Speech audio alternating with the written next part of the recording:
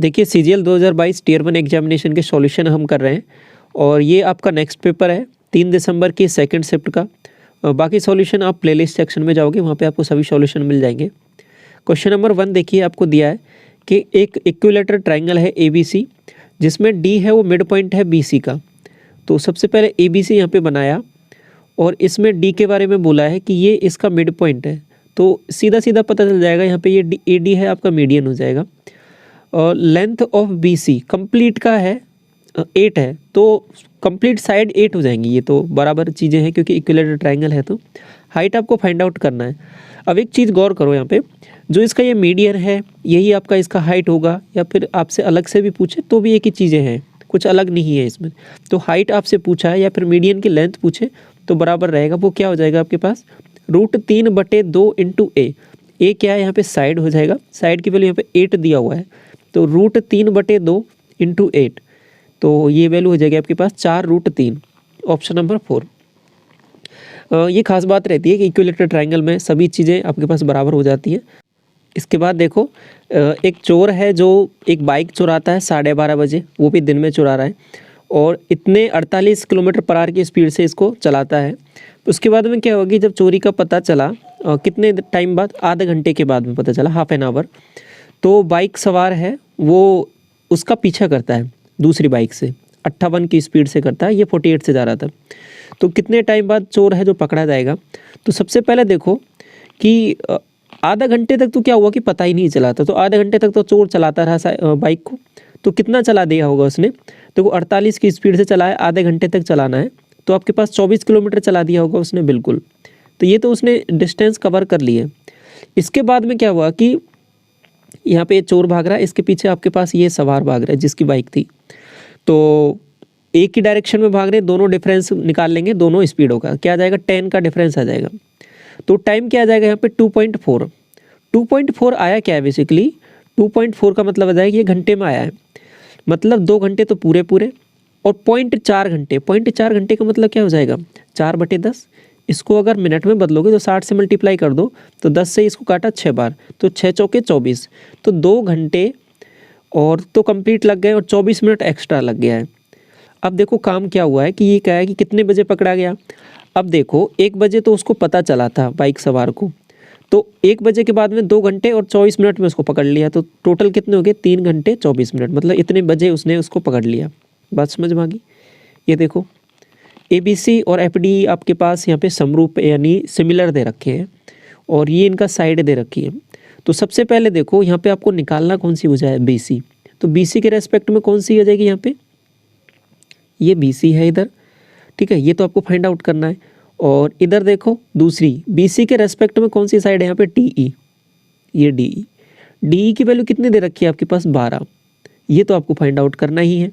दूसरा इधर देखो AC दिया हुआ है, AC कितना दिया हुआ है 11, और इधर देखो दूसरी AC के रेस्पेक्टिव साइड कौन सी हो जाएगी FE, ठीक है, FE तो दिया नहीं है आपको, तो 11 का कोई यूज़ नहीं है। दूसरा देखो AB कितना दिया हुआ है आपको 9, ये AB 9 दिया हुआ है। अब AB के रेस्पेक्टिव कौन सी है FD कितना दिया हुआ है 16, तो मतलब इससे कैलकुलेशन होगी आपकी 16 9 से और 12 से और इससे। तो कैसे करते हैं देखो, 16 और 12 का जो रेशो रहेगा, ठीक है, वही आपके पास 16 मैंने इसका पहले लिया है तो इसका 9 पहले ले लूँगा, तो 9 और BC का रेशो रहेगा। तो BC क्या आ जाएगा आपके पास यहाँ पे, BC को इधर लेके आया तो 12 नंबर 108/16, 108/16, तो काट लेते हैं 4 से इसको काटा 4 बार और 4 से इसको काटा तो कितना आ जाएगा आपके पास 27 चौके आपके पास 108 होता है। तो डिवाइड किया तो 6 चौके 24 और 3 सही 3/4, तो 6 सही 3/4 करेक्ट आंसर हो जाएगा ऑप्शन नंबर 4। ये वाला देखो क्वेश्चन नंबर 4, आपको 2 सिलेंडर हैं जिनका रेडियस दिया हुआ है रेशो में 1:4 में, हाइट भी दिया हुआ है इस रेशो में, वॉल्यूम निकालना है। तो वॉल्यूम के लिए आपको पता होना चाहिए वॉल्यूम क्या फॉर्मूला होता है πr²h, तो रेडियस का तो स्क्वायर करना है, तो 1 का स्क्वायर किया 1, 4 का स्क्वायर किया 16, h क्या है 4 3। अब देखो ये दोनों मल्टीप्लाई में है तो मल्टीप्लाई कर देते हैं, ये आ जाएगा आपके पास 4 और इसको मल्टीप्लाई किया तो ये आपके पास क्या आ जाएगा 48। तो रेशियो देखो क्या बन रहा है 1:12 का बन रहा है, ऑप्शन नंबर फर्स्ट। ये वाला देखो, ये वैल्यू आपके पास 2 cos थीटा के इक्वल है, ये आपको निकालना है। तो ये क्या होता है आपके पास, इसका क्यूब, 2 cos थीटा का क्यूब करूँगा तो 8 cos क्यूब थीटा, माइनस कितना होता है इसका, माइनस क्या होता है 3 टाइम्स ये, तो 3 टाइम्स इसका करूँगा तो 6 cos थीटा।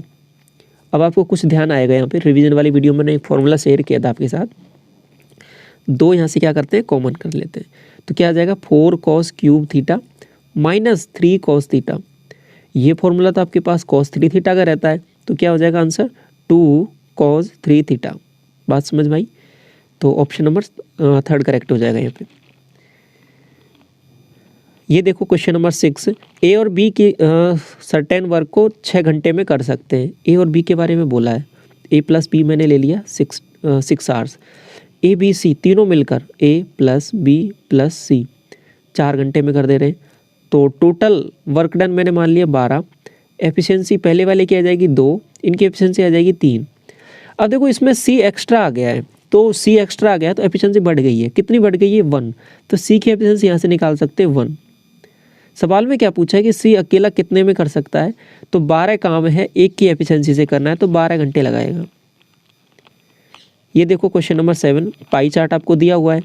पाई चार्ट में क्या पूछा है कि एवरेज एक्सपेंडिचर जो है आर्टिकल पी और क्यू का निकालना है। पी ये रहा, क्यू ये रहा, दोनों देखो 120 और 70, 190 एवरेज देखना है तो बटे 2, ये तो हो गया मामला। लेकिन अब देखो ये ना, ये तो आपके पास डिग्री में आया है, तो 360 डिग्री जो वैल्यू है, ठीक है, इस ये आपके पास 36 जो वैल्यू है वो 360 डिग्री की है, ठीक है। तो एक यूनिट की वैल्यू कितनी आ जाएगी आपके पास यहाँ पे 10, तो 10 से मल्टीप्लाई कर देते हैं आपको, क्योंकि इतना वैल्यू निकालना है आपको। तो 190 बटे 2 इंटू 10, तो मतलब ये 1900 हो गया, और 1900 का आधा जब मैं करता हूँ तो 950 आता है, 950। Option number 4। ये वाला देखो, आपको ये दिया हुआ है और आगे बोला है कि साइन थीटा की टर्म में इसको निकालना है। तो देखिए क्या करना है, कॉज को हटाना पड़ेगा। तो कॉज को किस तरीके से हटाते हैं, देखो कॉज को मैंने ऐसे लिख दिया, कॉस स्क्वायर थीटा, और ये होल स्क्वायर को इसको मैंने बाहर लिख दिया। बात तो वही है, कॉज की पावर 4 थीटा ही है ये, लेकिन अब इसको मैं थोड़ा सा ओपन करूँ तो ये क्या हो जाएगा, देखो 1 माइनस साइन, ठीक है, यहाँ पे क्या आ जाएगा साइन आ जाएगा, तो 1 माइनस साइन और ये स्क्वायर थीटा का होल स्क्वायर।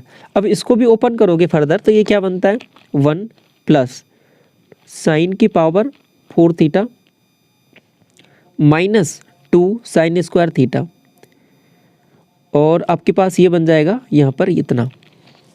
अब देखो ये तो मुझे इसकी जगह रख देते हैं कॉस स्क्वायर थीटा की, कॉस की पावर 4 थीटा की जगह, तो क्या बन जाएगा, देखो एक साइन की पावर 4 थीटा पहले से है, एक ये रहा, तो 2 साइन की power 4 theta minus 2 sine square theta plus 1, ये बन जाएगा। अब देखो सवाल अगर आपको यहाँ पे पूछता कि कॉस की टर्म में निकालिए, तो क्या करना था, केवल साइन को हटाना था, साइन को फिर ऐसे लिख देते 1 माइनस कॉस, ठीक है, तो उस तरीके से वो चीज़ें आ जाती। तो अभी साइन से पूछा तो इसलिए हमने साइन में बदल दिया। ये देखो क्वेश्चन नंबर 9, आपसे बोला है कि 3 सर्किल हैं, रेडियस आपका 6 सेंटीमीटर है, और केप्ट टचिंग ईच अदर, तीनों टच कर रहे हैं। एक स्ट्रिंग है जो टाइटली आपके पास यहाँ पे बांधी जाती है तीनों सर्किल से, लेंथ स्ट्रिंग का निकालिए। देखिए स्टैंडर्ड सवाल है, आपको इसका डायरेक्ट रिजल्ट याद रख लेना है। पहले तो समझ लो क्या मामला है। ये आपके पास सर्किल है, इनसे एक बाहर एक स्ट्रिंग बांधी है यहाँ पे, ये तो इसकी लंबाई आपसे पूछता है, ठीक है, ये टच कर रही है यहाँ पे सबको, तो इसकी लंबाई पूछता है। तो इसकी लंबाई का फॉर्मूला क्या रहता है, आपको ध्यान रखना है 2 पाई आर प्लस एन डी। अभी तो देखो यहाँ पे 3 थे, अभी 4 भी हो सकते हैं इस तरीके से, ठीक है, 5 भी हो सकते हैं। अब ये स्ट्रिंग ऐसे भी बांध सकता है, तो उस केस में भी आपको फॉर्मूला याद होना चाहिए, इसका जनरल फॉर्मूला। ये फॉर्मूला क्या है 2 पाई आर प्लस एन डी। अब 2 पाई आर, अब देखो 2 पाई आर तो आना ही आना है, तो ये आ जाएगा, आर की वैल्यू यहाँ पे 6 दे रखी है, तो 2 pi into 6 plus n d. N क्या है यहाँ पर, एन है आपके पास कितने सर्किल्स हैं, यहाँ पे 3 सर्किल हैं तो 3। अब डी क्या है, डायमीटर। डायमीटर यहाँ पे देखो 6 रेडियस है, डायमीटर कितना हो जाएगा 12। तो अगर 4 सर्किल होते तो एन की वैल्यू 4 हो जाती, 5 सर्किल होते तो 5 हो जाती। तो ये क्या हो जाएगा 12 पाई प्लस 12 3 36, आंसर हो जाएगा 36 प्लस 12 पाई, ऑप्शन नंबर फर्स्ट। समझ में आ गया? इसका डायरेक्ट रिजल्ट याद रख लो 2πr/nd। ये देखो क्वेश्चन नंबर 10, आपसे ये वाली वैल्यू पूछिए। तो सबसे पहले मैं क्या करता हूँ कि इसको ऐसे लिखा मैंने x + 1/x, तो क्या मामला बनेगा? देखो ये सवालों में क्या होता है कि कुछ सीधा सीधा वैल्यूज़ होती हैं, वो आपके पास रेसिप्रोकल में बहुत आसानी से देखी जाएगी। तो किस तरीके से बनती है, 3 + 2√2, ठीक है। और इसको जब बटे में लिखोगे 3 + 2√2, अब वैसे तो ये प्रैक्टिस करते करते आपको सीधा दिखने लग जाएंगी ये सब चीज़ें कि ये आपके पास कहीं ना कहीं 3 - 2√2 का ही रेसिप्रोकल इसका होता है, 3 - 2√2। इससे मैंने ऊपर नीचे मल्टीप्लाई कर दिया, ठीक है। तो नीचे तो देखो ये 9 बन रहा है और 9 - 8 ये तो 1 बन जाएगा, केवल ऊपर 3 - √2 बचेगा। अब ऐड करोगे तो √2 से 2√2 जाएगा, तो x + 1/x की वैल्यू क्या आ जाएगी, 6। x + 1/x, इसकी जो वैल्यू है आपके पास, ये आपके पास 6 आ गई है। 6 को मैंने कैसे ब्रेक किया, 2 + 4, इस 2 को मैंने क्या किया, इधर लेके आ गया, तो ये क्या बन जाएगा, x + 1/x - 2 = 4। तो अब ये देखिए क्या है, ये आपके पास है √x - 1/√x का होल स्क्वायर ही तो है ये, बिल्कुल। तो इसका अंडर रूट लूँगा तो आपके पास 2 आ जाएगा, और यही आपसे पूछा था, तो 2 आंसर आ जाएगा इसका, ठीक है। ये वाला देखो क्वेश्चन नंबर 11, आपको एक डाटा दे रखा है बड़ा सा। देखो ऐसे सवालों में घबराना नहीं है, क्योंकि देखो सवाल बहुत बड़ा लग रहा है लेकिन सवाल में होगा कुछ भी नहीं। देखो कैसे, सवाल में पूछा क्या है, what was the ratio of the population of Goa और अरुणाचल प्रदेश इन 1997। आपसे ये पूछा है, गोवा कहाँ है यहाँ पर आपका, तो सबसे पहले गोवा यहाँ पे देखा तो ये है आपके पास 12%, तो 12% यहाँ पे लिखते हैं। और अरुणाचल प्रदेश कितना है, 25%। ये बात तो समझ में आ गई है आपको, ठीक है। इसको मैं थोड़ा सा ऊपर कर दूं, ये अब देखो यहाँ पे ऊपर गौर करोगे तो ये आपके पास 1998 का डाटा है, और 1998 और 1997 में क्या आपके पास यहाँ पे सिमिलरिटीज है वो देखो। इन 1998 में there was an increase 20% and in population Goa and 10% population in the Arunachal Pradesh compare to the previous year. मतलब क्या हुआ है कि ये जो 12% आया ना, ये कहीं ना कहीं ये इंक्रीज्ड वैल्यू है। ये 1998 की जो वैल्यू है ये इंक्रीज्ड वाली है। तो पहले क्या रही होंगी वैल्यू वो देख लेते हैं। देखो 20% का इंक्रीज़ हुआ है, इसमें 20% का इंक्रीज़ हुआ है। 20% का मतलब क्या होता है, 2/10 यानी 12/10। 12/10 ये बात समझ में आ रही है। 12/10 का मामला क्या है, इसको ऐसे लिख लो और भी आसान हो जाएगा। तो 120/100 इंक्रीज हुआ है, तो 100 से 120 हो जाएगी। तो ये 12 जो वैल्यू है ये 120 यूनिट की है और बटे में 100, ठीक है। इस तरीके से मैंने लिख दिया इसको। अब देखो ये 25 वैल्यू क्या है, 10% का इंक्रीज। 10% का इंक्रीज मतलब 110 बटे क्या, 110 बटे क्या, 100। ये जो डाटा मैंने अभी लिखा है ना, ये जो डाटा मैंने लिखा है ये कौन से वाले का लिख दिया, 1997 का। तो इसको इस तरीके से समझो और आसान वे में कि देखो ये है आपके पास 12 है जो 120 यूनिट की वैल्यू है, और हमें निकालनी कितने यूनिट की वैल्यू है यहाँ पर, 100 यूनिट की, क्योंकि 1997 का डाटा हमें चाहिए। और ये 25 है, ये तो रेशो देखना है ना आपका, 25 है आपके पास 110 यूनिट की वैल्यू है, और हमें कौन से यूनिट की वैल्यू निकालनी है, 100 यूनिट की। इस 100 से तो ये 100 चला जाएगा, और फिर उसके बाद में क्या होगा, 12 से ये कितनी बार, देखो ये 0 से तो ये 0, ये 12 से 12, तो रेशियो क्या आ रहा है आपके पास, 11:25। पहले आंसर देखो ये आ रहा है क्या, देखो ये आ रहा है 11:25। अब दूसरी चीज़ यहाँ पे समझने की, आप सोच रहे होगे कि आपने तो ये डाटा यूज़ किया ही नहीं, कौन सा वाला, ये वाला और ये वाला। नहीं करना है इसका डाटा का यूज़। जब आपको रेशो निकालना ही हो तो आपके पास एक्चुअल वैल्यूज़ निकालने की क्या ज़रूरत है।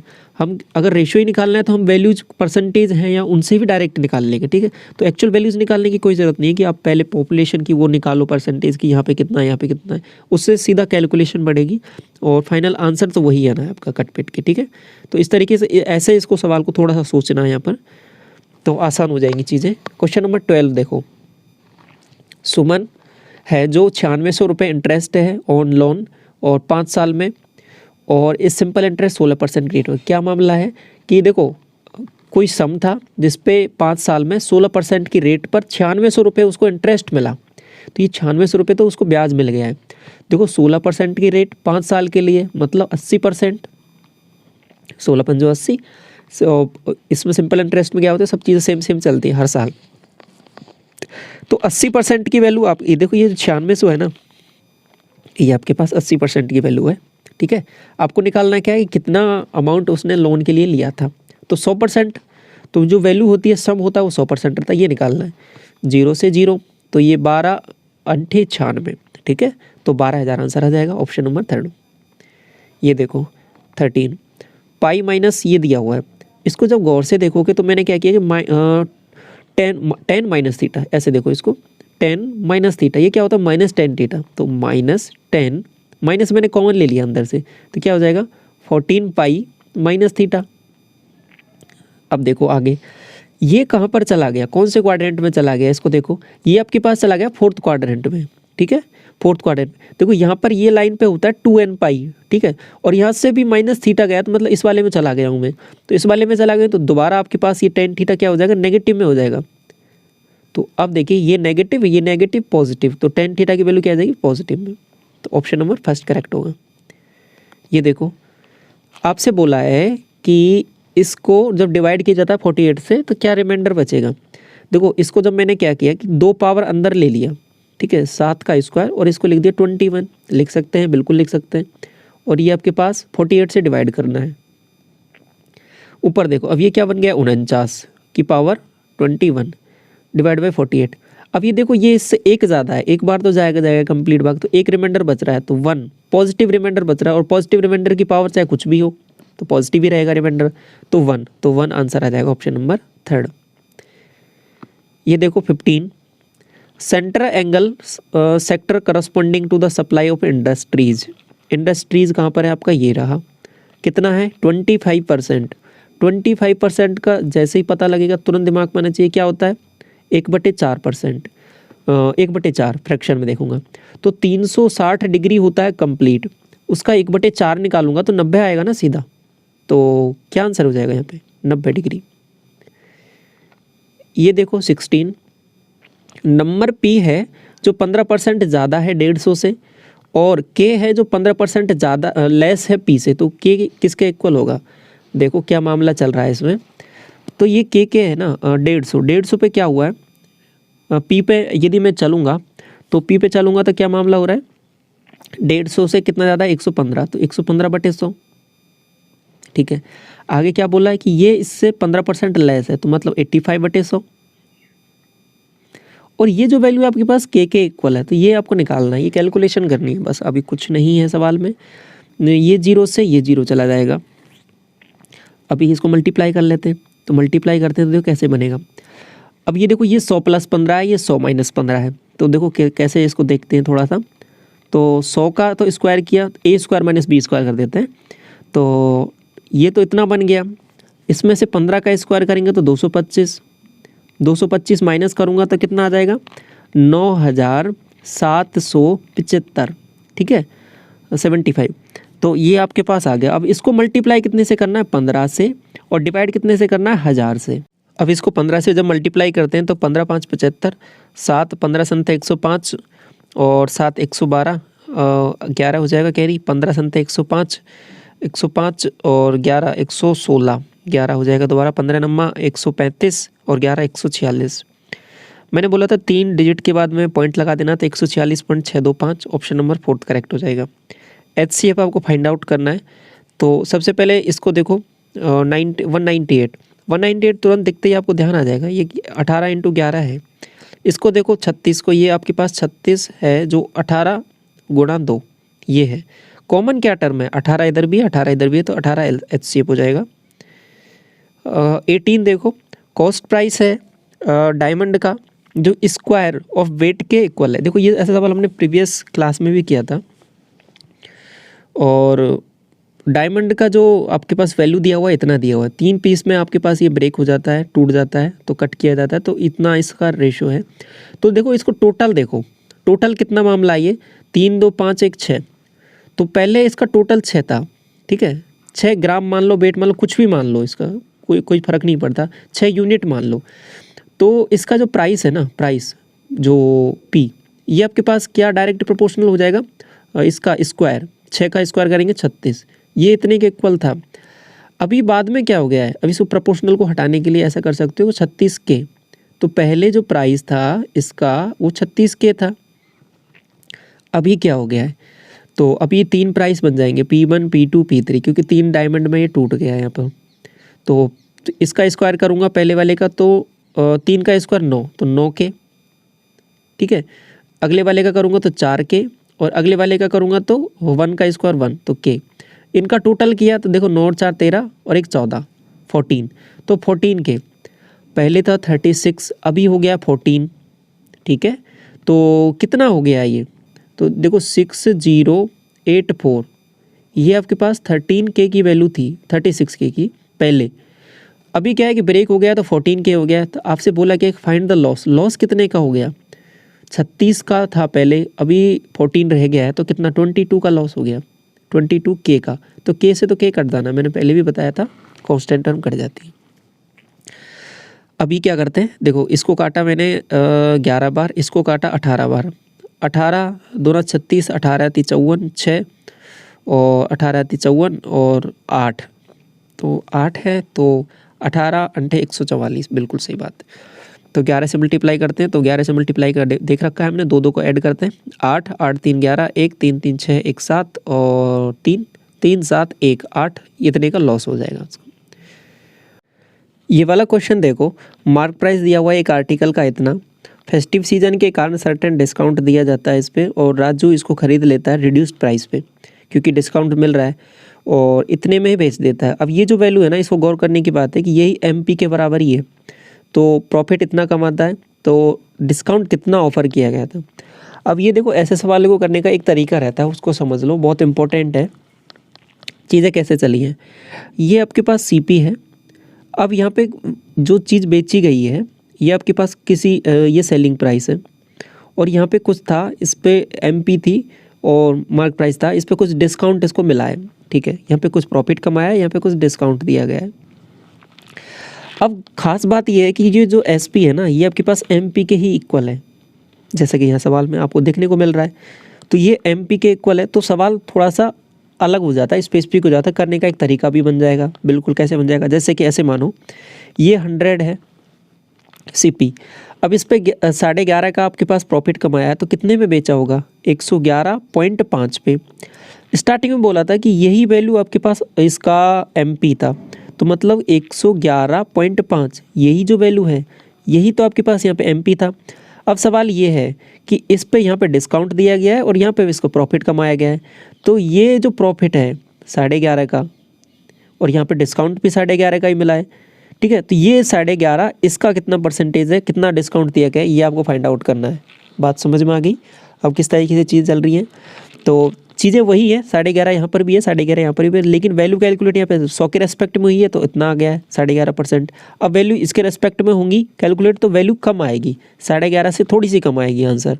तो 11.5, तो ये डिस्काउंट दिया गया है 11.5 का, और कितने पे दिया गया है, ये आपके पास 115.5 पे दिया गया है, और 115.5 पे नहीं, 111.5 पर, इसको ऐड करना है ना आपके पास 100 में, 111.5 पर इंटू 100 कर देते हैं, तो को पॉइंट हटाते हैं और इधर भी पॉइंट हटाते हैं, तो ऊपर जो बन रहा है वैल्यू आपके पास बन रही है 11,500, और नीचे जो वैल्यू बन रही है आपके पास वो बन रही है 1115। अब 11,500 में 1115 का भाग देते हैं, तो देखिए सीधा सीधा पहले दिख रहा है कि एक बार जाएगा, और फिर यहाँ पे 1115 इसमें से माइनस किया तो आपके पास 35, एक जीरो उतारेंगे यहाँ पे जीरो, और फिर एक जीरो यहाँ पे लगाएंगे तो एक जीरो यहाँ पे लगेगा, तो 3 बार जाएगा इसके बाद में, तो 10.3 करके ऑप्शन आना चाहिए कोई, तो ऑप्शन नंबर फर्स्ट आपका दिया हुआ है, ये करेक्ट हो जाएगा, ठीक है। इसके बाद में देखिए अगला सवाल, क्वेश्चन नंबर 20, ये वैल्यू आपको देखनी है। तो देखिए मैंने आपको पहले भी बताया हुआ है, जब वैल्यू आपको 2 या -2 दिखे तो तुरंत दिमाग में आना चाहिए कि इसकी वैल्यू क्या हो जाएगी। अब माइनस में है तो -1, तो x की वैल्यू सीधा सीधा दिख गई है आपको, -1 है, यहाँ पे रखते हैं। पावर है क्या है, ऑड है तो -1 रहेगा, इधर भी -1 रहेगा। पावर क्या है, इवन, तो क्या हो जाएगा, प्लस हो जाएगा, +1 +1 +2 -2, ओवरऑल 0। मीन प्रोपोर्शन आपको फाइंड आउट करना है, ये 2 वैल्यूज आपको दे रखी है, तो मीन प्रोपोर्शन का फॉर्मूला होता है अंडर रूट में ए बी, दोनों को मल्टीप्लाई करो, अंडर रूट ले लो। तो यहाँ पे पहले क्या है, 2 कॉमन लिया, तो ये क्या बन जाएगा 3 + √2, ठीक है।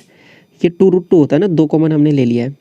तो अब मल्टीप्लाई करते हैं तो क्या बनेगा, देखो 2 तो यहाँ पे कॉमन आ जाएगा जो। अब ये 3 + √2 को मल्टीप्लाई करते हैं 3 - √2 से, तो क्या बनने वाला, a² - b²। तो 3 का स्क्वायर 9, √2 का स्क्वायर क्या हो जाएगा 2, तो ये हो जाएगा 7 और 7 दूना 14, 14, तो अंडर रूट 14 आ जाएगा। ये देखो x - y की वैल्यू दे रखी है इतना, और ये आपके पास 41 दे रखा है, x + y देखना है। तो देखो इसमें वैल्यूज आसानी से सोची जा सकती है। देखो ये 41 कैसे बनेगा, 41 के लिए देखो सोचो क्या बन सकता है, 3 और 4 मैंने लिया, तो 3 का हो जाएगा आपके पास क्या 9, और ये 4 का हो जाएगा 16, ये नहीं बन रहा। इससे थोड़ा सा आगे बढ़ा, ये हो जाएगा 25, 25 और 16 ये बन गया। तो 4 और 5 वो 2 वैल्यूज़ हैं। अब ए कौन सा होगा, बी कौन सा होगा, ये भी देखना पड़ेगा।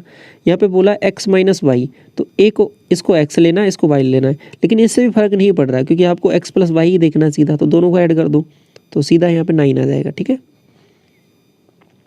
23 आपको यहाँ पे एक रेशो, 2 ट्राइंगल सिमिलर दे रखे हैं और साइड का रेशो दे रखा है। आगे बोला है कि मीडियन है जो YZ और एंड GD है, वो मीडियन है आपके पास ST पर। तो देखिए पहले समझ लीजिए थोड़ा सा यहाँ पे चीज़ें किस तरीके से चल रही हैं।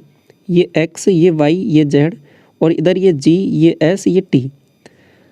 X भी मीडियन है इस पर, YZ पर, और इधर GD मीडियन है ST पर।